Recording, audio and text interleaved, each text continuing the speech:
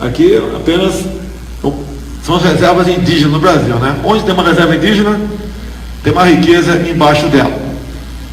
Temos que mudar isso daí. Mas nós não temos hoje em dia mais autonomia para mudar isso daí. Entregou-se tanto a nossa nação que chegamos a esse ponto. Mas dá para mudar o nosso país. Isso aqui é só reserva indígena. Está faltando quilombolas, é outra brincadeira. Eu fui num quilombola em Eldorado Paulista. Olha, o afrodescendente mais leve lá pesava 7 arrobas. Não fazem nada. Eu acho que nem para procriadores serve mais. Mais de R$1 bilhão por ano gastado com eles.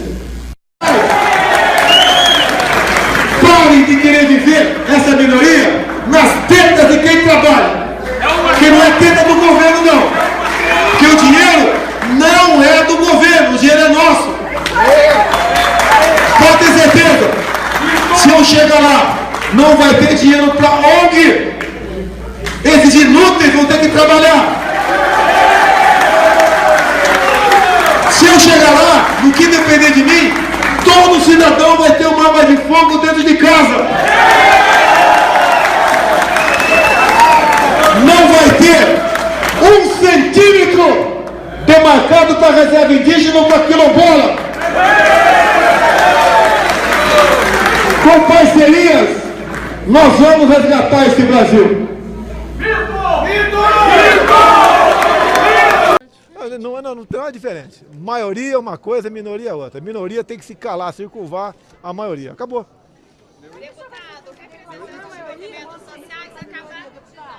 Eu quero respeitar a maioria e não a minoria. Você está entendendo? Que respeitar o homossexual. Eles é que tem que nos respeitar. É o contrário. A política é o contrário. Assim, meio gayzinho, leva um couro, ele muda o comportamento dele.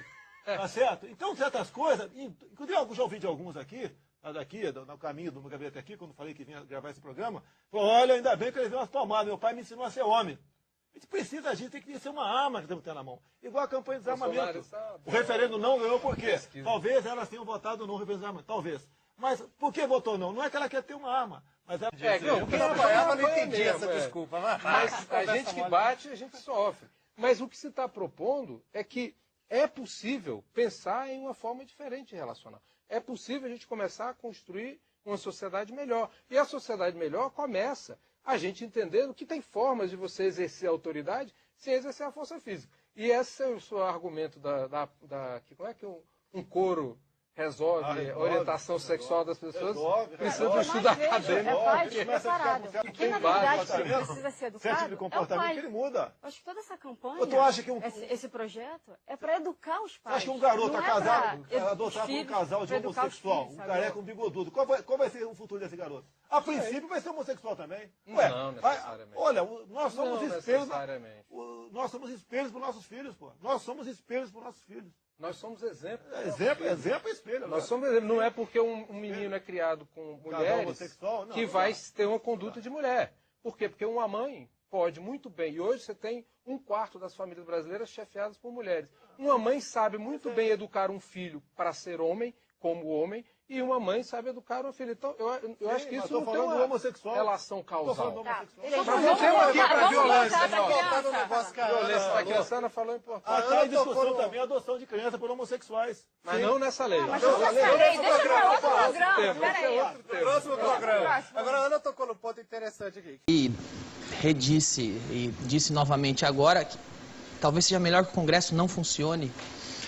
Olha, o que acontece é o seguinte, nós não temos liberdade lá dentro. Você, propostas tuas, como eu tenho uma, por exemplo, para deixar de ser crime laqueadura e vasectomia.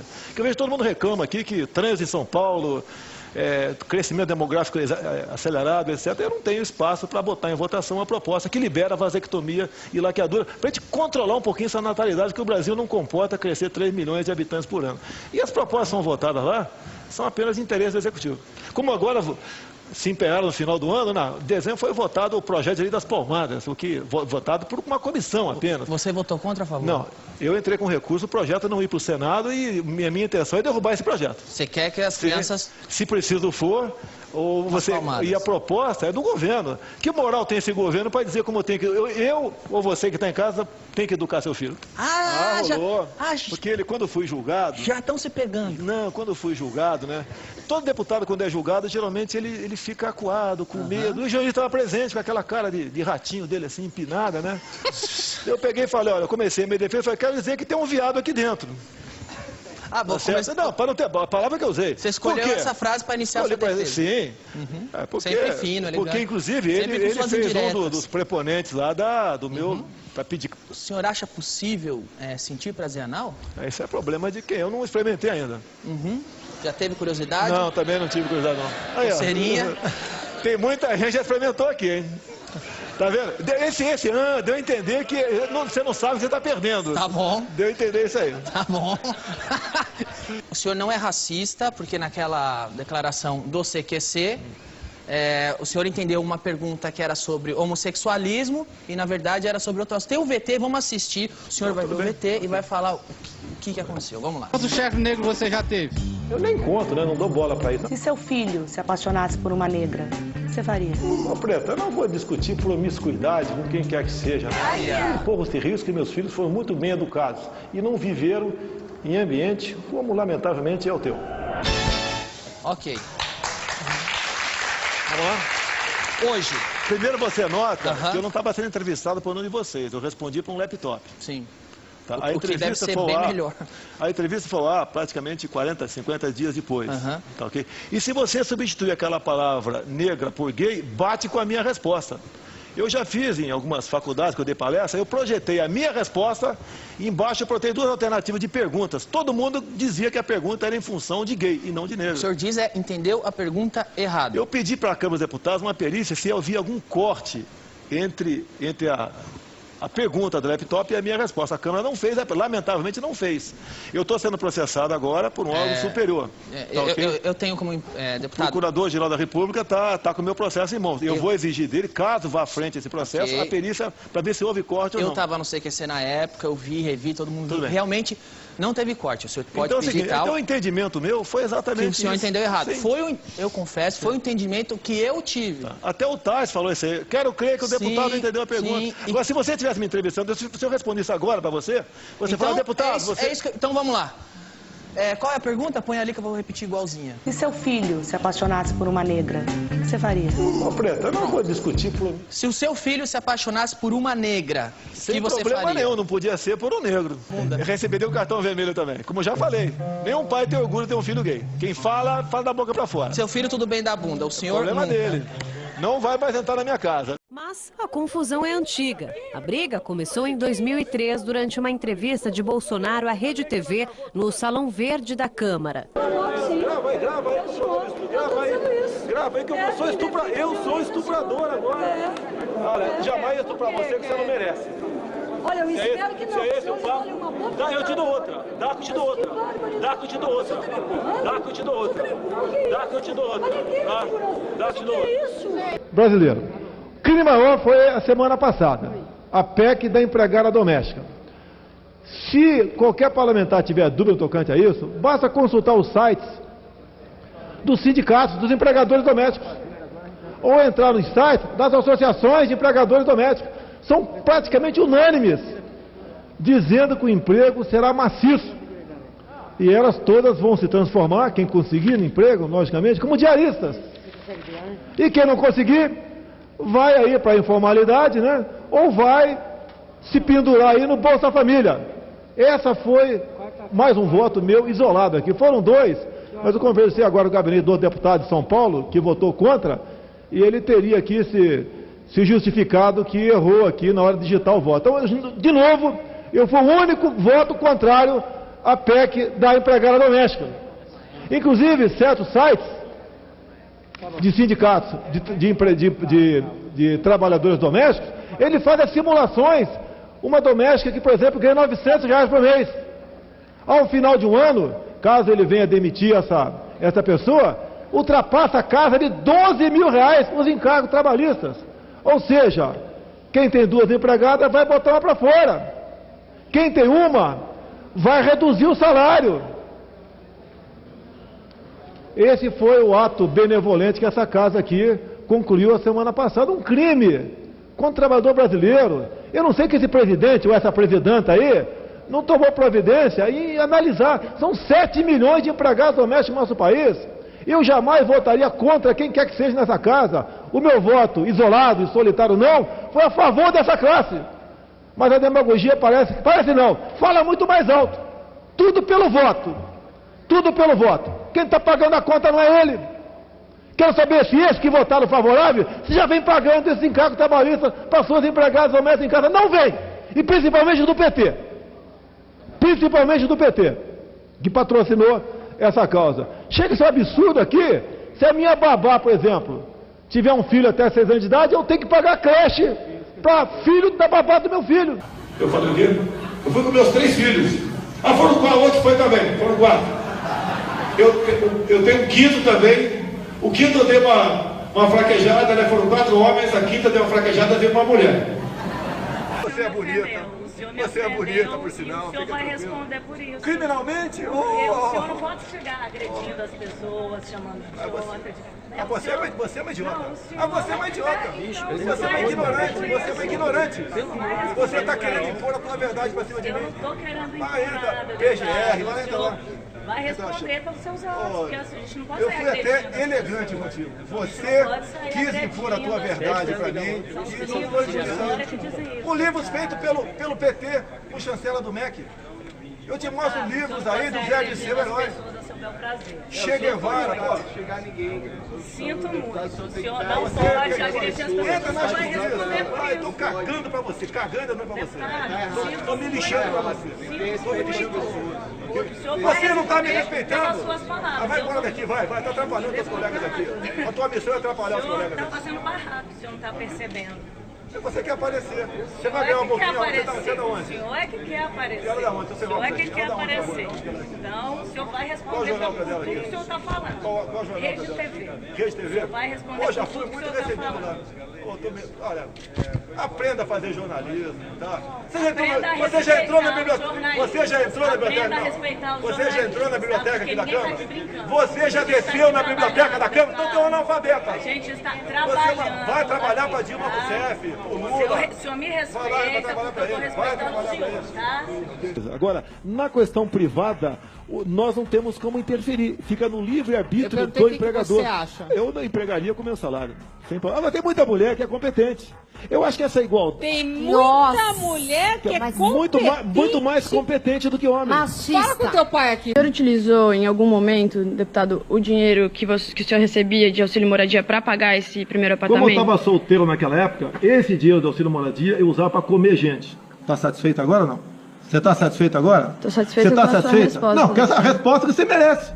Não, deputado. É a resposta que você merece. Deputado, o dinheiro que entra do auxílio moradia, eu dormi em hotel, tá? Eu dormi em casa de colegas meus brasileiros militares. O dinheiro foi gasto em alguma coisa. Você quer que eu preste a continha? Eu recebi 3 mil. Eu gastei 2 mil de hotel, eu vou devolver 1.000. Mas tem cabimento? diversos colegas do senhor faz isso. Que diversos? O auxílio moradia tem uma modalidade que o senhor recebe em dinheiro e outra modalidade que o senhor recebe em depósito e presta contas. O problema é o seguinte, olha, tapa na mesa, querer até ir pra porrada, não é o caso. Dá porrada no Chico Lopes. Eu até sou favorável, a CPI, no caso do Chico Lopes, tivesse pau de arara lá. Ele merecia isso, pau de arara. Funciona. Eu sou favorável à tortura, tu sabe disso. E o povo é favorável a isso também. Tá? Bobos somos nós aqui que estamos pagando imposto aqui embaixo. Inclusive, Xará, conselho meu e eu faço. Eu sonego tudo que for possível. Se eu puder não pagar o negócio na fiscal, eu não pago. Se você fosse hoje o presidente da República, você fecharia o Congresso Nacional? Não há a menor dúvida, daria golpe no mesmo dia. No mesmo dia. Não funciona. E tenho certeza que pelo menos 90% da população ia fazer festa e bater palma, que não funciona. O Congresso hoje em dia não serve para nada, Xará. Só vota o que o presidente quer. Se ele é a pessoa que decide, que manda, que tripudia em cima do Congresso, deu logo um golpe, pô. Parte logo para a ditadura. Agora, não vai falar em ditadura militar aqui. Só desapareceram 282. A maioria marginais, assaltantes de bancos, sequestradores. O senhor tem esperança, o senhor tem futuro, o senhor imagina, o senhor vê o Brasil em um lugar melhor, o senhor acredita nesse país. De que maneira o senhor enxerga o Brasil de todos nós? Só com crise, né? Não é com crise que cresce, essa palhaçada que te vê na imprensa por aí, né? Que a propaganda paga do governo, com o dinheiro de você, contribuinte. só com uma crise seríssima. Me desculpa, né? Através do voto, você não vai mudar nada nesse país. Tá? Nada, absolutamente nada. E só vai mudar, infelizmente, quando um dia nós partimos para uma guerra civil aqui dentro. Né? E fazendo um trabalho que o regime militar não fez, matando os 30 mil. Começando com o FHC. Não deixar para fora, não. Matando. Se vai morrer alguns inocentes, tudo bem. Tudo quanto é guerra, morre inocente. Eu até fico feliz se morrer, mas desde que vá 30 mil outros junto comigo, né? Não eu marginal, marginais outros junto comigo. Fico feliz.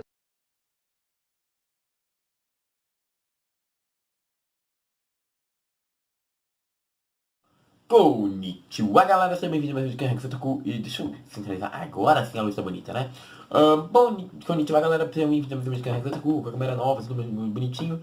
E hoje, antes de mostrar os vídeos aí Anime Fest, antes de mandar cobertura, aquela cobertura maravilhosa que vai sair aqui no meu canal, eu, como muita gente já deve saber, sou um youtuber que gosta muito de defender que todo youtuber deve ter uma questão social, né, uma motivação social, e em situações de crise também deve se posicionar a ponto do que está acontecendo, e mesmo sendo um youtuber muito pequeno, eu acredito que é uma postura que eu queira tomar para o meu canal desde o começo dele, né? Então, é um momento que eu gostaria de me posicionar sobre a situação política do país e poder dar minha opinião, né? Acredito que durante a internet, ao meio da internet, a gente está vendo muita gente bostejando e falando besteira, principalmente se ter algum estudo mais avançado sobre a área. Eu acho que realmente é a minha hora de também bostejar e falar alguma coisa sem tanto estudo sobre a área, tá? Aí você deve estar se perguntando, nossa, eu vou ver aqui, não sei, 20 minutos sobre um cara que está admitindo que vai bostejar e falar algo sobre uma área que ele não viu? Sim, é o que você vai ver agora. Porque eu não vou falar aqui que eu vou falar uma coisa totalmente correta, e nem vou falar que a minha opinião está corretamente certa e basada em todos os fatores teóricos, geográficos e históricos, até porque eu não tenho nem leitura e nem formação para isso, né? Então, eu não vou me colocar nessa postura, porque até seria uma pseudociência. Aí se tem alguém pensando, mas isso daí não é ciência, é ciências sociais. Então, pseudociência social, que não deixa de ser uma ciência. Então, eu vou tentar explicar mais ou menos o que está acontecendo. Não explicar o que está acontecendo hoje, porque eu acho que se vocês quiserem eu faço um vídeo mais específico sobre isso. Eu posso procurar mais escritores históricos, mais para explicar de uma maneira resumida e não científica de fato o que está acontecendo hoje, de uma maneira um pouquinho mais divertida e relaxa, mas sem apelar para fatores científicos, porque tem que frisar isso, eu não sou um cientista social, eu não tenho formação nessa área, nem estou estudando especificamente essa área, então eu não quero me posicionar de maneira alguma como cientista social, como grande entendedor da área ou alguma coisa do gênero, porque realmente eu não sou, entendeu? Então se alguém estiver se posicionando, algum youtuber que realmente não estiver se posicionando e se achar à altura disso, eu acho que você mesmo que está vendo assistindo o vídeo deve se reconsiderar se ele realmente pode fazer isso, sabe? É uma área de discordância que eu tenho de muitos youtubers hoje que gostam de se posicionar sobre assuntos que eles não estão tecnicamente ou educacionalmente preparados para debater e gostam de se posicionar como realmente entendedores da área. Então eu não quero fazer isso, então eu já estou deixando esse anúncio bem claro aqui, um anúncio de 3 minutos, somente para falar que eu não sou um especialista da área e que eu posso falar alguma coisa que esteja errada e que não condiza com a verdade. Mas, considerando tudo que eu pesquisei e com argumentos que acredito serem condizentes com a verdade, eu vou dar minha opinião sobre a opção política do Brasil. Bom, galera, esse vídeo começou já com um baita tempo de vídeos e declarações polêmicas do Bolsonaro, como vocês viram aqui, com a hashtag ele não.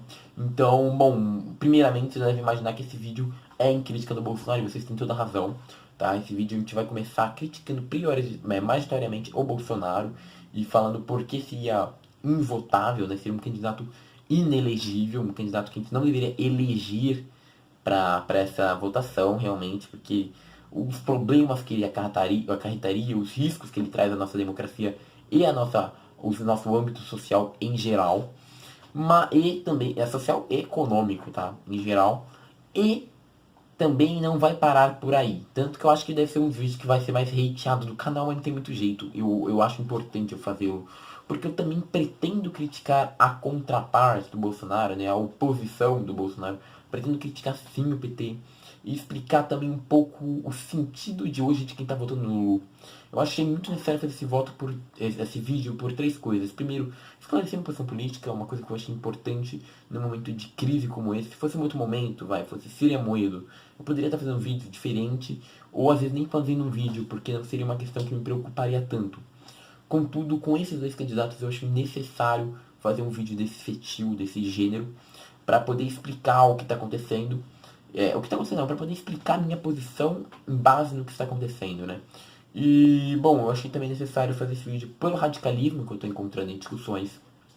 Acho que as pessoas estão muito agressivas e, em parte, eu acho até engraçado, porque tem muito cara que hoje apoia o PT, não o PT em si, mas que apoia a contraparte do Bolsonaro, querendo defender o não preconceito, não radicalismo, e está sendo totalmente radical e até preconceituoso, não querer escutar mais opinião alguma, sabe? Isso daí é o que eu defino como os principais erros do Bolsonaro. Ele quer lutar de ódio contra ódio, né? Então armas contra armas, violência usando violência. Eu acho que um dos principais problemas que talvez a gente esteja enfrentando da contraparte do Bolsonaro é que está começando a pegar esse mesmo caráter. Que tá tendo uma oposição, eles não querem lutar como uma oposição justa e diferente, né? Uma oposição racional que tem que usar argumentos racionais para mudar. Não, estão querendo simplesmente dizer, se você não concorda comigo, saia daqui. Ou seja, estão sendo tão problemáticos quanto o pessoal do Bolsonaro nesse âmbito de aceitação. O que é um problema muito grave, tá? Porque se você quer mudar alguma coisa, você mandar alguém sair não é o método mais eficaz. Vai ser mais eficaz você tentar convencer a pessoa por meio de argumentos e de uma discussão lógica e racional. Afinal, senão você simplesmente vai estar se equiparando à parte que você critica. Então, eu achei necessário fazer esse vídeo por isso. Também necessário para defender essa galera que está pensando em votar nulo nessa eleição. E poder falar um pouco com vocês sobre o porquê votar nulo nessa eleição é racional. Bom, então vamos começar a pauta aí, vamos começar falando mal do Bolsonaro, mais especificamente. E, bom, primeiramente eu gostaria de falar da questão social, né? Depois de questões de vídeos como foram vistos aqui, eu nem preciso argumentar ou falar o porquê Bolsonaro pode ser classificado como machista, claramente, homofóbico, xenofóbico, principalmente pensando em culturas antigas, como indígenas, quilombolas e outras etnias que são bem antigas no país. A gente também pode considerar o Bolsonaro homofóbico, machista, xenofóbico e, em partes, a gente poderia até falar um pouquinho racista, né? Mas o Bolsonaro, acho que o racismo é o que ele tem menos indícios que eu achei. O que não quer dizer que ele não seja, tá? Mas eu não achei tantos indícios de racismo. Mas tem, tá? Se procurar bem, provavelmente você vai achar. Então, assim, o Bolsonaro ele tem muitas questões problemáticas, além de ser extremamente preconceituoso contra algumas profissões. Por exemplo, quando foi voltada essa integridade básica das domésticas, né? As leis de direitos básicos de empregados domésticos, que ao longo do mundo, na Europa existem, em todos os lugares do mundo, vai lembrar que o Bolsonaro votou contra tais direitos, né? Se alguma mulher se aproximar de Jair Bolsonaro acreditando que ele realmente não é um candidato machista, que ele não é um candidato que tenta prejudicar a mulher, vai lembrar que muitas votações em direitos pró-mulher, Bolsonaro foi contra, né? Tais petições, tais emendas, tais propostas de lei, ele foi contra, se posicionou contra. O que mostra, sim, um lado bem patriarcal do candidato, que se você for pegar a sua pauta, a sua campanha, você vai ver que se baseia principalmente no moralismo e numa manutenção de um sistema moral e ético muito concisa e a manutenção dela de maneira muito retrógrada, né? Jair Bolsonaro pode pode comprometer a nossa política de uma série de formas. Bom, o primeiro caso que eu acho que tem muita gente rindo, mas não é tão engraçado, é que Jair Bolsonaro já teve discurso do filho de Jair Bolsonaro falando para fechar o Senado é necessário acho que era um PM, um guarda, alguma coisa assim, e um soldado. E Bolsonaro falando, então vamos agradar meu filho. Ou o Bolsonaro aplaudindo Ustra. Ou, como também foi mostrado no começo do vídeo, o Bolsonaro falando que o erro da ditadura foi não ter matado o necessário, né? Não foi matado quem precisava. Então tem vários indícios de que Bolsonaro pode comprometer a nossa democracia, além dos discursos do general Mourão, né, que é o vice dele, e também já mostra discursos que comprometem totalmente a democracia do país. Certo? Então, sim, votar no Bolsonaro é colocar em risco a democracia do Brasil. Isso é sem sombra de dúvidas, porque é um candidato que já mostrou ao longo de toda essa trajetória política que ele tem interesses e tem um apelo muito grande por uma ditadura. Então é um candidato que é até bem racional você votar e defender alguma coisa democrática com Jair Bolsonaro, sendo que ele mesmo já idolatrou uma ditadura, né? É uma coisa totalmente inconcisa e inconsistente você apoiar um cara desse, principalmente nesse sentido democrático. Além disso, Jair Bolsonaro não tem interesses em aprovar leis que defendam LGBTs ou minorias, até por ele se posicionar muito contra. Vale lembrar que dizem que ele já deu discurso falando que no governo, mesmo que ele tenha tendências homofóbicas, o governo dele não vai ser homofóbico. Mas isso não quer dizer muita coisa, porque um governo não homofóbico não quer dizer um governo progressista. Só que vamos dizer um governo que não vai prejudicar diretamente esse grupo. Mas hoje a gente precisa de direitos, de manutenção de direitos e preservação de direitos e criações de novos direitos para a classe LGBT. E isso o Jair Bolsonaro já mostra claramente que não tem intenção alguma em fazer, certo? Alguns podem igualar Bolsonaro nessa questão social ao Ciro Gomes, alguns fizeram isso falando que o Ciro Gomes é tão preconceituoso quanto o Jair Bolsonaro, mas isso é uma falha de inconsistência bem grande, na verdade. O Ciro Gomes já se provou machista ao criticar a Patrícia Pilar, não é Patrícia Pilar, perdão, é Pilar, perdão, esqueci o primeiro nome dela, mas a própria já disse que ele pediu desculpas e ela mesma falou que iria votar no Ciro Gomes, mas mesmo assim não tira o caráter machista do candidato, que já soltou outras frases machistas, não tira o controle emocional do Ciro Gomes, que já partiu para cima de repórter, não tira uma frase que razoavelmente é homofóbica de Ciro Gomes quando ele falou do Dória. Nada disso, nenhuma atitude do Ciro Gomes deve ser desconsiderada e ele pode sim ser considerado preconceituoso. Mas tem um ponto social que ninguém está pensando e muita gente esquece. O Ciro Gomes se irrita muito fácil, um descontrole emocional muito grande, mas controle emocional, ele dificilmente, não, acho que nunca se mostrou uma pessoa preconceituosa. E o Ciro Gomes, em controle emocional, mesmo nesse controle emocional, nunca citou um discurso de ódio a um determinado grupo. Coisa que já foi feita por Jair Bolsonaro, que já falou, por exemplo, de quilombolas que estavam em terras com riquezas, vocês viram no começo do vídeo, se vocês quiserem, vou deixar o link da maioria das entrevistas completas aqui, para vocês verem que não é fake. E ele já falou, por exemplo, que tinha que tirar todo mundo de lá, né? Então, é um discurso de ódio. Quando você fala isso, você está pregando um discurso de ódio. Quando você fala que você tem que bater no seu filho a partir do terceiro jeito, terceira surra ele toma jeito, você está tendo um discurso de ódio homofóbico. Então, a diferença principal na questão social de aceitação entre Jair Bolsonaro e Ciro Gomes é essa. O Ciro Gomes pode ter soltado frases preconceituosas, assim como o Lula, porém, isso não o classifica como um cara que faz discursos de ódio, o que diferencia ele do Bolsonaro. Jair Bolsonaro já fez muitos discursos de ódio, o que realmente coloca em perigo a democracia e coloca em perigo todos os direitos a classes minoritárias, né? Vamos pensar que o Ciro Gomes mesmo, dentro de sua campanha, ele tinha um projeto de ampliação de leis a classes LGBT+, e ampliação de leis a classes minoritárias, como negros e outras coisas, criando penas maiores para quem cometesse crime de preconceito a alguma classe minoritária. Então o Ciro Gomes, mesmo que tenha cometido preconceitos, ele tinha planos de beneficiar essa pessoa. E vale lembrar que o Ciro Gomes não foi racista ao chamar o Holliday de Capitãozinho do Mato, porque o Holliday já falou muita merda e já tentou tirar muito direito dos negros. Então o próprio movimento negro chamava o Holliday de Capitãozinho do Mato.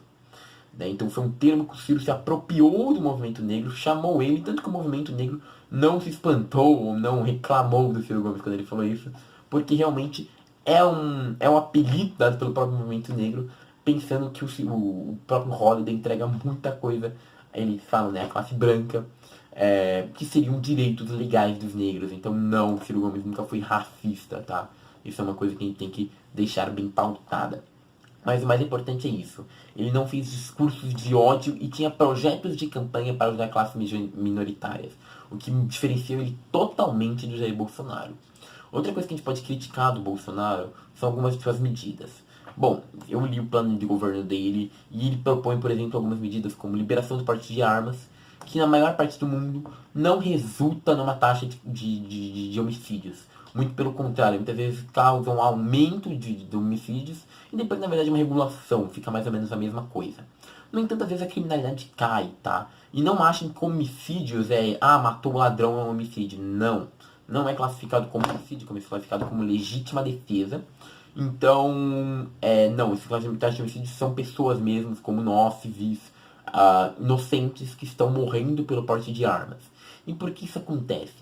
Isso acontece porque quando você libera porte de armas, você está liberando armas para pessoas no geral, que muitas vezes não têm descontrole emocional e podem causar algum acidente um pouquinho muito mais grave, ou um pouquinho não, muito mais grave do que aconteceria naturalmente, né? Então uma briga de trânsito pode causar uma morte muito mais rápido do que hoje. Um desentendimento na calçada pode causar uma morte muito mais rápido que hoje. E um preconceito, como já pregado em discursos de ódio do Bolsonaro, pode causar uma morte muito mais rápido do que hoje. Ou seja, a liberação de armas pode dar armas para bolsominions, vamos falar assim. E aí, quando eu falo bolsominion, não é todo eleitor do Bolsonaro, eu quero falar exatamente aqueles eleitores preconceituosos que disseminam discursos de ódio do candidato. Pode dar armas e poder para eles fazerem algumas besteirinhas, entendeu? Então é um perigo muito grande para o nosso país. Fora que já mostrou que não diminui a taxa de homicídios. Então morrem a mesma quantidade de inocentes com ou sem arma. A diferença é que antes era ladrão matando inocente, agora é inocente matando inocente. Desculpa, pra mim isso não resulta de forma alguma em algo positivo. Se já se mostrou tão maléfico quanto no mundo todo, e o mundo todo está lutando pelo desarmamento, o Brasil ir no contrafluxo é ser um retrógrado à tendência mundial e mostrar que o Brasil simplesmente não está seguindo uma tendência mundial novamente, o que deve levar novamente a um período de instabilidade. Outra coisa importante seria a pena de morte. A pena de morte se mostra, se você pegar dados de muitos países desenvolvidos, se mostra um fator menos importante, porque a pena de morte, ela não é algo que faça com que o cara não faça o crime, muito pelo contrário, ela é uma coisa que muitas vezes acaba sendo esquecida, e o cara faz o crime do mesmo jeito, e às vezes ele é punido com a morte e dane-se, sabe? É uma coisa que simplesmente regula os direitos, que descumpre com os direitos humanos, e não traz tantos benefícios. Tem muitos países que têm e não têm pena de morte, e tem dados de criminalidade iguais. Então, quanto a isso, não é uma coisa que ganha muito malefício ou benefício, é simplesmente mais uma medida populista do Jair Bolsonaro. Quanto à política de apoio às políticas econômicas do Michel Temer, a gente tem uma outra inconsistência muito grande. Nos próprios debates, o Meirelles falou que o Temer, a política, né, econômica do Temer tem várias falhas, né? O próprio Meirelles, que foi um dos principais responsáveis pela política econômica do Temer, admitiu diversas falhas da mesma. E o Jair Bolsonaro pretende, né, junto com o Paulo Guedes, que é um economista muito respeitado, na verdade, pretende continuar com tais medidas. Ou seja, ele pretende continuar com muitos erros que já foram aprovados pelo Temer e estão causando um desequilíbrio no país, né? Então, quais seriam alguns erros, por exemplo? Você mexer no tripé econômico, na saúde, educação e segurança. Se você continuar mantendo um teto para esses gastos, você pode causar alguns problemas graves, como uma falta de educação, um falta de investimento em ciência. Por exemplo, o investimento de ciência em 2016 caiu consideravelmente. E o Brasil, sem descobertas científicas, pode ficar um país muito estagnado no mercado educacional, que parece besteira, mas não é, porque... Vou dar um exemplo. Hoje o Brasil foi um dos criadores do carro flex, certo? O carro que anda a gasolina e etanol. Se o Brasil não tivesse descoberto isso, a gente não teria palestras que movem bastante nossa economia. Então, assim, a gente não teria um benefício econômico tão grande quanto a gente tem hoje. Então, você cortar a verba de educação, cortar a verba da ciência, é um problema seríssimo, porque você também deixa com que a economia e a produção brasileira sejam mais retrógradas, sejam mais problemáticas, e a crise tenda a se alastrar, a aumentar, porque mesmo que o Brasil economize, ele não aumenta a sua produção. Fora isso, Jair Bolsonaro já mostrou muitas tendências nacionalistas, em um cenário onde o neoliberalismo seria muito mais apropriado. Se você pegar tendências mundiais, gráficos mundiais, muitos países europeus, se mostra muitas vezes como um país pega uma política mais keynesianista, mais assistencialista, uma estagnação econômica, certo? O país não tem um crescimento econômico tão grande quanto ele tinha quando estava no liberalismo. Contudo, a população tem um ganho de direitos sociais bem importante e interessante.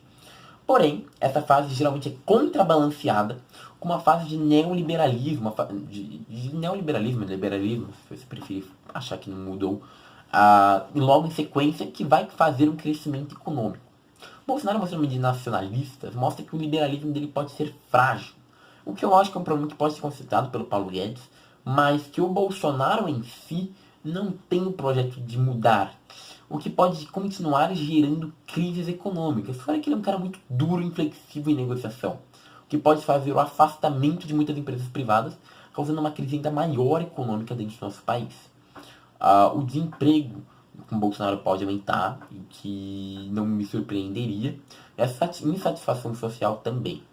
Bom, mas aí muitos devem estar pensando, mesmo com todos os problemas que você apontou no governo do Jair Bolsonaro, né, fora que ele é um cara totalmente despreparado, que não entende de economia e depende exclusivamente do Paulo Guedes, que não sei se vai ser um cara que vai conseguir segurar a barra sozinho. Eu já falei que pra mim ele vai ter que chamar o Meirelles também, em algum momento da sua campanha.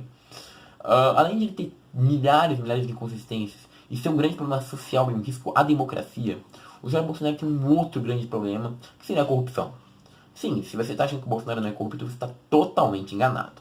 O Jair Bolsonaro já foi acusado por receber 200 mil da JBS, valor que, segundo ele, repassou para o partido, e nunca mais foi devolvido para a JBS, né? Vale lembrar que sim, sua campanha foi aprovada num acordo de 200 mil, então não seria um dinheiro que foi empregado na campanha oficial de Jair Bolsonaro. Mas o Bolsonaro teve uma campanha grande no meio virtual. E essa campanha é ilegal e por isso não computada, certo? Então muito bem que esse dinheiro da JBS que foi voltado para o partido pode ter sido empregado para essa campanha virtual do candidato. Ou seja, é uma acusação bem séria que mesmo que não tenha provas, vai lembrar que até aí muitas acusações que são feitas até hoje pro Lula também não tem provas, mas tem indícios fortes. E é uma acusação que tem indícios muito fortes de ser uma brecha da corrupção de Jair Bolsonaro. Vamos pegar outras acusações do Bolsonaro para provar que de inocente, de bom moço ele não tem nada? Vamos sim. Vamos pegar uma acusação que ele recebeu, onde uma assessora dele foi demitida, se não me engano já tinha recebido mais de 17 milhões, e a assessora trabalhava em Angra dos Reis como uma vendedora de açaí, distribuidora de açaí em Angra dos Reis, e, bom, foi considerada pelo próprio ministério uma funcionária fantasma empregada pelo Jair Bolsonaro. Era uma agente de Jair Bolsonaro que foi demitida por ser uma funcionária fantasma. Você quer mais algum exemplo? Sim, o irmão de Jair Bolsonaro, o que já se classificaria como talvez um nepotismo, afinal foi uma pessoa escolhida para ele para um cargo comissionado e sendo parente, o que se classifica como nepotismo, que também é crime. Esse irmão de Bolsonaro entrou junto com ele e depois de muito tempo também foi retirado da campanha do candidato, depois de ter mais ou menos recebido de salário cerca de 14 milhões, por também ter sido considerado um funcionário fantasma. Então sim, o Bolsonaro é um cara que tem muitos cargos comissionados funcionários fantasmas, que já receberam uma bolada em dinheiro, assim, a gente pode falar de mais de 30 milhões em dinheiro, e que causaram muito problema pro país também. Jair Bolsonaro é uma pessoa que tá bom, muitos vão falar, recusou os direitos. Não, ele recusou alguns direitos ultimamente para fazer parte da campanha dele. Ele nunca foi uma pessoa que recusou dinheiro, recusou salário, jamais. Já tanto que quando foi perguntado isso na Globo, ele ataca a Globo e não se defende. Porque ele sabe que é verdade que ele também diz ser uma pessoa revolucionária, mas ele em si nunca mudou nada, sabe? Então pode ver que Jair Bolsonaro não tem uma tendência de inovação, não. Ele tem uma tendência de manutenção de direitos, manutenção de salários altos e principalmente manutenção de privilégios e de cargos comissionados fantasmas e outras coisas, porque ele fez tudo isso ao longo de seus 25 anos. Vai lembrar da hipocrisia de Jair Bolsonaro, que muitas vezes dizia em entrevistas que estava descontente com a política, que a política não mudava nada, mas que tem maioria dos seus 3 filhos envolvidos na política, o que prova claramente as mentiras do candidato Jair Bolsonaro. Ou seja, você achando que está tirando PT e colocando um cara que é uma revolução, que é uma inovação, que é uma reformulação, que nunca foi acusado de nada, não, você está muito enganado. Jair Bolsonaro é um cara que está há 26 anos lá, já foi acusado de corrupção inúmeras vezes, é um recordista em processos dentro do Comitê de Ética por questões preconceituosas, então ele tem problemas sociais e econômicos, e se mostraria claramente um dos candidatos menos preparados para a eleição de 2018. Então o Jair Bolsonaro é o candidato mais impensável em se votar nessa eleição. É um funcionário despreparado, corrupto, sujo, que está há 26 anos e que tem como principal pauta a segurança, mas que cuida de um dos estados mais perigosos do Brasil. Vale lembrar que o Jair Bolsonaro tem poucas leis aprovadas, se não me engano tem uma lei que ele apoiava e foi aprovada. Tem vários projetos de lei, mas a maioria são inúteis. Se você quiser pesquisar dentro da Câmara, pode pesquisar. E pouquíssimos têm a ver com a segurança. Pouquíssimos têm a ver com a educação e pouquíssimos têm a ver com a saúde. É um candidato que luta por ideais muito vazios. É um candidato que já votou contra o Plano Real, mostrando um total desconhecimento de economia. É um candidato que já votou contra direitos das empregadas, contra o direito das mulheres. Um candidato que se mostra totalmente um nulo e desconhecedor de políticas, sem formação específica e sem nada do gênero. Por isso Jair Bolsonaro seria o funcionário um candidato mais impensável para se votar nessa eleição. Mas ele está no segundo turno. E aí você me fala, bom, depois de tudo que você falou, é impossível já votar no Jair Bolsonaro. Logo eu vou votar no Haddad. E agora vamos para a segunda parte do vídeo. O problema de se votar no Haddad, galera. Tem vários problemas que a gente pode citar. Primeiramente, a gente pode falar que o Haddad, mesmo que ele tenha mudado sua proposta de campanha, seu plano de campanha, tirando cores do PT, tirando finalmente o Lula das propagandas, vale lembrar que, segundo alguns jornais, o Lula que falou que tinha que sair das campanhas, porque, pelo amor de Deus, Haddad, ninguém mais aguentava você se jogar em cima de um Lula que está preso, que só prejudicaria a imagem de sua campanha para eleitores mais éticos. E, bom, finalmente ele realmente tirou o Lula, mas isso não troca a pauta, sabe? O jeito que ele expôs a campanha, o jeito que ele abriu o nome dele mesmo da campanha e colocou o nome do Lula é um perigo gigantesco que compromete toda a justiça, porque a partir do momento que você vota num cara que apoia um outro cara que está preso, você está simplesmente zombando do seu judiciário. Você está simplesmente falando, olha, eu não ligo para as leis do meu país. Então é um outro problema muito sério nessa parte. Mas se só fosse isso, até aí a gente pode considerar. Afinal, a maioria dos candidatos que a gente votou, de limpo não tem nada. Vai lembrar que até o Partido Novo em Minas Gerais, onde entrou um governador, e é um partido novo que se diz muito íntegro, está sendo investigado por Caixa 2 lá em Minas Gerais, tá? Por desvio para dinheiro de campanha. Então, vamos lá, que ninguém tá limpinho aqui. Então, se fosse somente esse o problema, vamos falar que o Haddad ainda seria uma boa candidata. Mas vamos fazer uma análise um pouco mais crítica do que o PT pode fazer nesses próximos 4 anos e o que isso pode gerar de problemas no Brasil. Bom, galera, o PT é um governo que é extremamente assistencialista, uma coisa que eu pessoalmente apoio, um governo assistencialista. Mas assim como foi dito anteriormente já nesse vídeo, o país está em crise, está em recessão, que precisa de uma política mais neoliberal. Uma política assistencialista iria novamente causar o endividamento público com o setor público majoritariamente e uma parte do comprometimento do setor privado, o que pode simplesmente alastrar a crise do país e fazer com que o país fique ainda mais subdesenvolvido, mais problemático. Fora isso, há uma grande desconfiança da maioria das empresas de porte privado quanto ao PT, principalmente pela crise estabelecida e jogada a culpa totalmente no partido PT, o que é realmente injusto em algumas partes. Realmente há uma insegurança muito grande das empresas privadas com esse partido. Então a simples entrada de um candidato desse partido pode novamente causar uma instabilidade econômica, comprometendo a área de empregos, a geração de empregos, comprometendo a economia em geral, causando um grande alarde econômico muito sério, sabe, atualmente.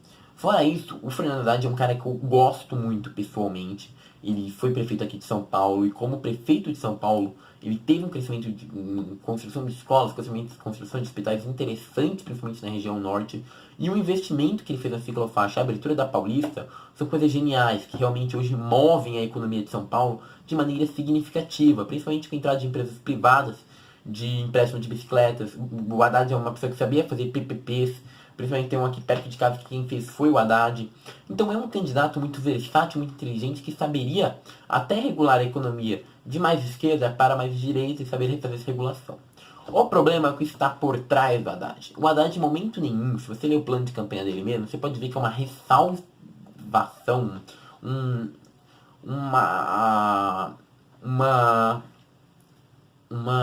esqueci a palavra, perdi a palavra. Uma ressalva, vamos falar assim. Uma valorização do governo do Lula. E isso é um pouco problemático, porque o Lula tem um governo que é muito mais assistencialista e que pode trazer efeitos muito negativos em um Brasil que não tem recursos. Bom, o plano principal do PT para sair da crise... Bom, galera, então vamos voltando a falar aqui. Deixa eu colocar mais aqui. Aí, agora tá melhor. Bom, vamos voltar à imagem, porque infelizmente falar não aguenta tanto falar, né? Tanto falatório. E também a gente já parando um pouquinho de funcionar. Funcionar não, deu tempo médio de vídeo dele, então ele parou, então já te caiu o celular, vamos continuar conversando. Bom, o plano econômico do PT hoje para sair da crise se pauta principalmente em ele pegar o Brasil, hoje, incentivar o compra, dar mais poder de compra para todas as classes, independente de rico ou pobre, para poder aumentar o fluxo financeiro no país e sair da crise. Mas uma estratégia bem adotada, bem parecida com a de 2009, adotada no governo Lula, que é uma atitude até que interessante, bem inteligente, mas ela tem um efeito rebote que pode ser fulminante. E é um efeito rebote que é um responsável pela crise atual. É uma atitude que é uma solução provisória, que não de fato ajuda o país definitivamente. É uma solução que adia o problema. E o adiou para hoje, que é onde a gente está sofrendo essa crise gigantesca, né? E, bom, o PT entrar isso de novo pode ser mais uma vez uma adiação da crise, se funcionar, o que tem uma grande chance de não funcionar, principalmente ainda pela insegurança do setor privado dentro do... Perdão, pessoal. Fica aqui. Tem que falar. Principalmente pela insegurança das empresas privadas dentro do governo do PT. E fora isso, ainda tem um fator muito importante que a gente não está levando em conta, que é a governabilidade do partido. O partido hoje é um que tem, não menos, mas é um partido que perdeu muita representatividade na Câmara e muita representatividade no Senado. As leis e tudo seriam dificilmente aprovadas dentro do antro brasileiro. Só um minuto. Serão dificilmente aprovadas, sabe? A gente tem uma baixíssima representatividade da esquerda hoje dentro da política. Porque, principalmente por feitos ocorridos agora e pelo fator do antipetismo, né? Então a gente, que é negativo, tá? O antipetismo, por mais que algumas pessoas acreditem, é super positivo, não é. Ele é um problema negativo e a gente pode dizer que ele simplesmente por um motivo, ele é um tipo de preconceito. A partir do momento que você fala que um partido específico é o problema do país, você está generalizando tudo, sabe? Você está querendo achar um vilão para a crise. E um fator muito importante é você entender que não há vilões para a crise. Há uma série de erros que causam isso. O PT não é um vilão. Muita gente comemorou na eleição uma renovação política. Ela não houve uma renovação política, gente. O que houve foi sair algumas cartas marcadas do PT, especificamente, como o Lindenberg, que foi sair a Dilma, que é muito bom a gente já comemorar isso. Porém, outras cartas marcadas continuaram no poder, sabe? Se você pensar, se não me engano, o Aécio foi eleito, né? Não sei se foi o Aécio. Sei que foi mais um cara que é totalmente corrupto. Acho que foi o Aécio, assim. Foi eleito. Você vê que claramente não houve uma renovação política. Se você pensar que os dois candidatos para presidente são uma pessoa que tem 27 acusações, que é o Haddad, e a outra, o Bolsonaro, que também já tem várias acusações, funcionário vendado há 26 anos de política, a gente não está tendo uma renovação política. O que a gente está tendo é um antipetismo que está tirando todos os candidatos PT, que é um perigo, porque pode ter candidatos do partido PT que sejam contra o Lula, por exemplo, com medidas interessantes, sabe? Mas essa pessoa seria simplesmente hoje quebrada pelo sistema. Seria simplesmente quebrada por antipetismo, por um preconceito. E isso é um grande problema. Isso é um problema social, causal e político que a gente enfrenta hoje. É inegável você falar que o antipetismo é problemático, sabe? Então, hoje, graças a esse antipetismo, a gente também tem uma antigovernabilidade para o Haddad muito grande se ele entrar. O que vai dar mais um período de estagnação para o país, no mínimo, né? Dos fatores negativos. Seria um período de estagnação para o país, por ele não poder aprovar medida alguma lá dentro, entende? Então o Haddad seria um problema porque ele daria mais estagnação em uma época de crise, o que é um problema bem grave para o nosso país. E aí você me fala, poxa, e isso tudo que você falou realmente destrói ou prejudica que a gente vote no Bolsonaro, no Haddad, para evitar o mal maior que seria o Bolsonaro? Sim e não, você já pode até pensar que sim, mas ainda vão colocar mais um fator para te deixar indeciso. O Haddad entrando e fazendo tudo isso, considerando o antipetismo e o controle da mídia sobre grandes massas, isso a gente não pode negar que existe, a culpa de muita coisa, de muita crise no nosso país, irá cair sobre o PT, irá cair sobre o Haddad, irá cair sobre a esquerda como geral, ou irá cair sobre o centro como geral. O que vai causar um radicalismo na próxima eleição muito maior, entende? Então hoje você votar no Haddad pode ser você eleger o Bolsonaro em 2022. Por quê? Porque o Haddad entrando, dificilmente ele vai conseguir tirar o país da crise, provavelmente ele vai colocar em mais impugnação, em mais problemas financeiros, em mais problemas econômicos. E ele fazendo isso, não por culpa dele, talvez, mas por culpa do antro social e da não governabilidade que ele vai ter, mesmo que o governo dele fosse ótimo, pela não governabilidade que ele vai ter, você colocando ele lá e causando toda essa instabilidade política, você vai estar beneficiando e fazendo com que discursos extremistas ganhem força. E aí o Bolsonaro talvez entre com mais poder e mais força em 2022. Por quê? Porque ele vai ter, não, o PT voltou ao que deu. Entendeu? E aí você fala, pô, mas o brasileiro não é burro. Cara, vamos lá. A gente está hoje com um cara que está sendo apoiado por um ex-presidente preso, certo? Enquanto temos o concorrente dele, que é um homem que simplesmente tem um conhecimento zero sobre políticas, como a gente pode ver nos últimos governos dele, e que simplesmente apoia uma série de medidas que seriam totalmente preconceituosas e fora de um âmbito de um presidente. Então, se tem alguma desconfiança que o brasileiro pode ser extremista a ponto de colocar um cara desse com mais poder do que ele já tem, ou até apoiar uma ditadura militar, eu não tenho muitas dúvidas. Eu acho que sim, o brasileiro pode fazer isso. A democracia do Brasil é muito sensível hoje. Então você votar no Haddad é você talvez dar mais argumento no futuro e trazer mais problema no futuro.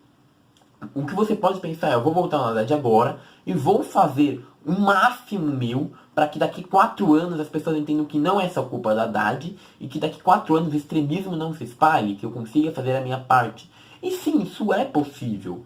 E é possível a gente acreditar que daqui 4 anos realmente o povo vai estar mais consciente e não vai eleger pessoas desse antro. Mas é também muito razoável a gente pensar, eu diria até mais razoável a gente pensar, que daqui a 4 anos o pessoal vai estar mais extremista por não entender a situação econômica do país atual e por não entender que o Haddad não pode não ser a solução hoje mais adequada e nem deveria estar lá concorrendo com o Bolsonaro, assim como o Bolsonaro também não deveria estar lá concorrendo com o Haddad. Hoje um segundo turno inteligente seria o Meirelles, Amoedo e Ciro Gomes e Meirelles, Ciro Gomes e... até a Marina não teria um grande porquê não, sabe? Mesmo que o plano dela seja um pouquinho viajado em algumas áreas, é um plano de governo um pouco mais sólido. Até o Alckmin, por mais que ele tenha sido um dos piores governadores da história de São Paulo, é um cara que tem mais bagagem que esses dois, sabe? Então, hoje, o problema desse segundo turno, ele mostra a realidade da política brasileira, e ele mostra as dificuldades que podem ser tanto entrar o Bolsonaro quanto entrar o Haddad. Hoje, dá pra gente citar uma frase da Dilma, não importa quem ganhar ou perder, no fim todo mundo vai perder. Porque os dois trazem grandes prejuízos para a política brasileira, grandes prejuízos para as causas sociais, e sim, para as causas sociais. Porque você pode falar, vou votar no PT, mas se o PT acarretar hoje num Bolsonaro em 2022 com mais poder, você vai ter talvez uma atitude mais prejudicial para ações sociais de 2022 do que você teria com o Bolsonaro talvez entrando agora. entendeu? Porque você está dando mais poder para um cara desse. Então, o PT é um problema muito sério e muito grave. Então, por esses motivos, eu também não sei se hoje eu devo chegar aqui e falar pra você, gente, o Bolsonaro é um problema, vote 13. Porque você viu tudo que eu falei do Bolsonaro, e sim, o Bolsonaro entre os dois é o pior, tá? Se você tem dúvida, procura no The Economist, El País, qualquer jornal mundial tá apontando que o Jair Bolsonaro é pior, e isso é um fato. Mas eu não vou vir aqui falar isso pra você, porque o PT também vai dar muito problema se entrar. E além disso, se o PT entrar, tem uma chance gigante de Jair Bolsonaro entrar em 2022 com mais poder. Então eu não vou vir aqui falar vote 13. Eu não vou vir aqui falar vote nulo. Porque isso daí eu quero que vocês calculem os riscos e vocês tomem as decisões de vocês. Galera, seria legal até, imagina ter mais de 60% de voto nulo. Ia ser bacana. Mas dificilmente vai acontecer uma coisa dessa. Provavelmente um dos dois vai entrar e vai assumir e vai fazer muita merda. Provavelmente, tá? E pode ser também que como eles entrem e me surpreendam, quebrem tudo que eu falei nesse vídeo e façam um dos melhores governos da história. Pode acontecer, eu torço para que aconteça. Mesmo que eu não esteja prevendo isso, é muito melhor que eles provem que eu estou errado e mudem o país do que realmente façam um governo ruim, né? Eu acho muito mais benéfico para o país e para mim que isso aconteça do que simplesmente falar, olha, eu estava certo, sabe? Porém, aí que tá. Esse discurso que eu acabei de dar agora é o que eu estou querendo beneficiar e falar. O voto nulo é válido sim nessa eleição. Bom, se vocês não viram aí, eu acho que foi o Quebrando o Tabu. Uma página mandou aí uma foto falando assim, a formiga votou no inseticida e o gafanhoto votou contra. Contudo, o grilo que passava do lado e não votou em ninguém morreu junto com os outros dois. Galera, isso é uma coisa problemática, porque tá totalmente errado, tá? Vamos lá, tá totalmente errado a partir do preceito que você votar nulo não é você concordar com a maioria. Isso daí é uma campanha tendenciosa e nojenta que vem sendo feita. Vamos pegar o que é o voto nulo por essência? O voto nulo é quando você tem dois candidatos ou mais, e entre eles você quer se abster de um voto por não concordar, talvez, com o ideal de nenhum deles. Nenhum dos candidatos. Por isso você pretende se abster daquela eleição. E o voto nulo está perdendo esse sentido. Então se você falar hoje que você vai votar nulo para um Petralha, vamos usar Petralha como pessoa que apoia o PT e o Lula, tá? Cegamente. Se você falar isso pro Petralha, vai falar, você tá apoiando o fascismo do Bolsonaro. E vamos lá, Bolsonaro não é fascista, ele nem tem inteligência para ser fascista, tá? Então vamos frisar isso. O governo fascista é outra coisa, se vocês quiserem, dou uma aula não, porque eu não sou... voltando, não tenho ciência nenhuma para poder falar isso. Mas eu explico o que é um governo fascista e por que o Bolsonaro não é fascista. Getúlio Vargas se encaixava muito mais no fascismo do que Jair Bolsonaro. O Jair Bolsonaro, mais ou menos, tem algumas pequenas tendências fascistas. Pequenas não, até tendências fascistas. Mas falar que ele é fascista é errado, falar que ele é filho de Hitler, mais errado ainda. Então a gente falar qualquer coisa dessa é errado. Você pode falar que ele é preconceito, porque não a gente pode ter um problema para a economia, problema para a política, problema para a democracia, pode falar um monte de coisa. Que ele é um fascista ou que ele é filho de Hitler, alguma coisa assim, é totalmente lógico e real, tá? Então vamos frisar esse ponto. Voltando, você vai falar, o Petralha vai falar, você vai votar, vai contribuir com o fascismo, você está apoiando o Bolsonaro indiretamente, então... Se você falar bolsominion aqui, eu vou votar nulo, então você está apoiando a roubalheira do PT, você está apoiando o Lula, novamente. E a verdade é que não. Se você estiver votando nulo, você está falando assim, eu não quero Lula, eu não quero Bolsonaro, eu quero um outro cara, eu não quero nenhum dos dois. O que você está falando é o seguinte, a merda que der para qualquer um dos lados, se der merda em 2018 mais 2022, se der merda em 2018 fudendo tudo, eu não tenho culpa, não fui eu, são vocês que estão fazendo isso. São os dois que estão fazendo isso, sabe? Você pode apontar para qualquer um do lado e falar, a culpa não é minha, a culpa é sua. Porque você se absteve. E aí eu vou defender sim aqui a atitude do Ciro Gomes e a atitude do Amoedo de não defender nenhuma das partes. Para mim eles estão mantendo a sua integridade. Estão falando, olha, eu não concordo com nenhum dos planos dessas pessoas. Eu não concordo com nada com que eles defendem. Porque, vou ser bem sincero, Ciro Gomes e o Amoedo são candidatos sérios. São candidatos interessantes, são candidatos que eu votaria. Eu votaria claramente no segundo turno. Porém, um desses dois fanfarrões que hoje estão no segundo turno, de maneira alguma podem ser considerados candidatos sérios. Então, se abster, sim, galera, se abster é uma medida razoável, se manter é uma medida inteligente. E essa pessoa que está falando aí, eu vou se abster é beneficiar o nazista, é beneficiar o perigo à democracia, ou se abster é beneficiar a roubalheira. Não, não é.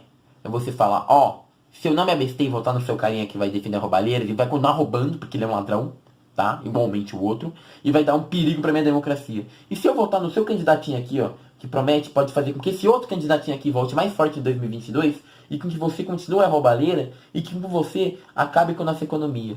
Então, eu votando nulo, eu vou falar, a culpa não foi minha, e eu lutei até o fim contra esses dois membros aqui, que vão trazer malefícios do mesmo jeito, sabe? Então, você votar nulo, em maneira alguma, é você apoiar algum dos lados. Muito pelo contrário, é você simplesmente fazer um protesto e falar, eu não tô aqui pra votar em ladrão, eu não tô aqui pra votar em fascista, eu não tô aqui... Fascista não. Eu não tô aqui pra votar em preconceituoso, eu não tô aqui pra votar em ladrão preconceituoso, eu não tô aqui pra votar em governo que não vai dar certo, eu não tô aqui pra votar em instabilidade, eu tô aqui pra votar sério, e se o sério não é nenhum dos dois, eu tô aqui pra me abster. Então, o voto nulo é um voto razoável, sim, é um voto aplaudível, sim, e é um voto que deve ser considerado, sim. Então aí eu deixo na mão de vocês, e isso eu não vou opinar, porque eu, sinceramente, não sei o que eu vou fazer, com quem eu vou votar. Isso eu vou deixar bem claro. Eu não tenho um candidato atualmente para o segundo turno. E eu vou me abster, então, dessa fala, vote e tal, ou alguma coisa assim. E vou falar para vocês, calculem um risco para vocês. Vocês acham que é melhor votar na Haddad e prevenir quem é o Bolsonaro agora? Vocês acham, e com o risco, sabendo já que tem um risco, talvez o Bolsonaro entre em 2022? Ou vocês acham melhor se abster e não votar em ninguém? A única coisa que eu peço, não vote em Jair Bolsonaro. Pelo amor de Deus, se você estiver vendo esse vídeo, depois de todas as causas que eu dei, e você ainda achar que deve votar no Bolsonaro, vota, cara. Mas eu já dei todos os meus motivos, porque eu acho totalmente irracional você votar no Jair Bolsonaro. Bom, mas caso o Bolsonaro entrar, o que eu acho que já é quase realidade, afinal, pela porcentagem do primeiro turno, e mais o antipetismo que existe hoje, eu acho muito improvável o Bolsonaro não entrar, a não ser que já tenha alguma coisa por trás. Bom, se o Bolsonaro entrar, o que eu acho que tem que ser razoável dele? Primeiro, tirar esse discurso de ódio. Cara, se você aí, vamos fingir que eu tô falando com o Bolsonaro, você agora é o Bolsonaro. Vamos lá, Bolsonaro, tira seu discurso de ódio, cara. Muda o seu discurso de ódio, muda sua pauta de campanha. Você vai ver, muita coisa vai mudar pra você, cara. Muita coisa vai mudar pra você. Porque hoje, uma das principais rejeições que você sofre é o seu discurso de ódio. Se você falar, eu errei, eu fiz besteira, é uma coisa que o PT não sabe fazer, tá? E uma coisa que o Cid Gomes apontou muito bem, e tem muito petista reclamando, mas é verdade. O Cid Gomes falou uma verdade. O PT não admitiu seus erros e o Lula tá preso. O Lula tá preso mesmo. O Cid Gomes tem razão quando ele falou aquilo. Tem total razão. E mesmo que hoje eu apoie mais o PT do que o Bolsonaro, vou falar. O Cid Gomes é corajoso de subir no palanque do PT e falar a verdade. Então agora, Bolsonaro, é pra você. Admite os erros do seu passado. Tira essa campainha de bom moço e fala que você também já errou e fala mal do seu próprio discurso de ódio. Você quer ser um candidato que a gente possa considerar alguma coisa? Faz isso. Você quer uma outra coisa? Repensa a medida de liberação das armas. Vai estudar um pouquinho os efeitos mundiais. Você é contra medidas liberais como o aborto e outras, que no mundo inteiro está trazendo resultados positivos. A partir do momento que você apoia o aborto, você está apoiando o direito de vida das mulheres, você está melhorando o direito de vida das mulheres. Você ser contra o aborto, proibir o aborto, não proíbe o aborto, simplesmente faz com que as mulheres morram mais. Você simplesmente está acabando com o seu sistema de medicina, você está acabando com a saúde de um gênero. E talvez acabando colocando mais filhos que infelizmente vão sofrer mais na mão de mães que não querem ele, com pais que não querem eles, do que você está ajudando alguém. Na verdade, você simplesmente está prejudicando toda uma geração. Então repensa o aborto, cara. Repensa o aborto, que pode ser muito melhor do que seguir um moralismo barato que realmente não vai ajudar o país, tá bom? Vamos lá, outra coisa importante, né, Bolsonaro? Repensa as armas. Vê aí toda a tendência mundial, como que isso não está adiantando. Repensa a pena de morte. Reveja você ser contra os direitos humanos. Os direitos humanos são importantes, cara. Eles garantem uma grande parte do que pode ou não pode ser feito pelo longo dos países. Isso que garante a estabilidade de paz dentro do estado de paz dentro de um país. Repensa nisso. Tira qualquer indício de discurso, de tomar país, de ditadura. Tira esse apoio. Tira esse apoio. Controla o general Mourão. Controla o cara. Manda ele calar a boca, porque só fala besteira. Chega lá, agora, quer mais respeito? Aprova a lei de apoio à proteção LGBT, a lei de minorias. Mostra que tudo que você falou realmente aí, que você já falou besteira de minoria, é verdade. E realmente mostra um apoio. Você vai ver se não vai mudar a visão de todo mundo sobre você. Você vai ver se não vai mudar a visão sobre você. Muita coisa pode mudar, cara.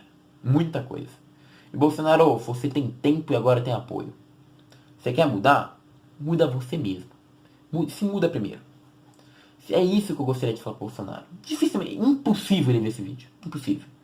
Mas se ele ver, se ele quer virar um mito de verdade, que a gente tem bandeira, que ele mostre que ele é um político completo, que ele não é um político cego por preconceitos, que ele sempre mostrou ao longo dos 26 anos de campanha dele. Que ele não é o cara que eu mostrei aqui nesse começo de vídeo. Se ele estivesse vendo esse vídeo, é isso que eu ia falar pra ele. Mostra que eu tô errado. É isso que eu quero.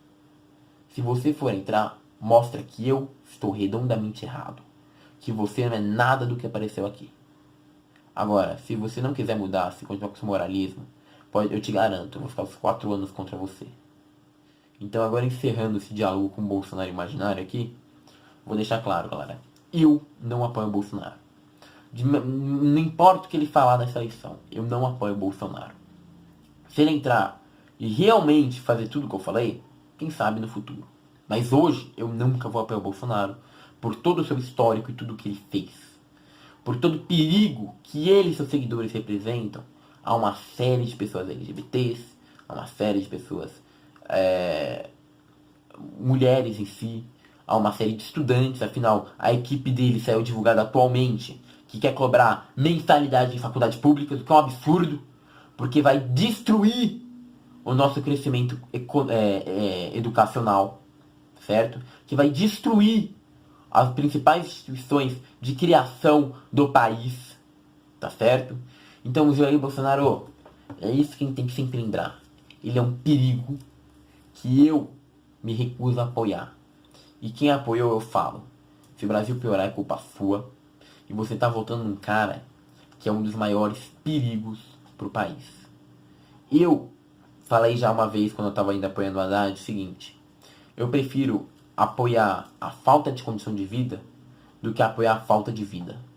Porque o Bolsonaro acaba sendo um risco à vida. Um risco à vida. E não só a condição de vida. Porém, como eu já falei, a verdade de entrar pode ter muito mais consequências negativas, que pode ser um risco de vida também no futuro. Então, eu prefiro me abster nessa eleição e falar de qualquer maneira, não importa em quem eu vote. O importante, eu vou deixar bem claro. No Jair Bolsonaro, eu nunca vou votar. Jamais.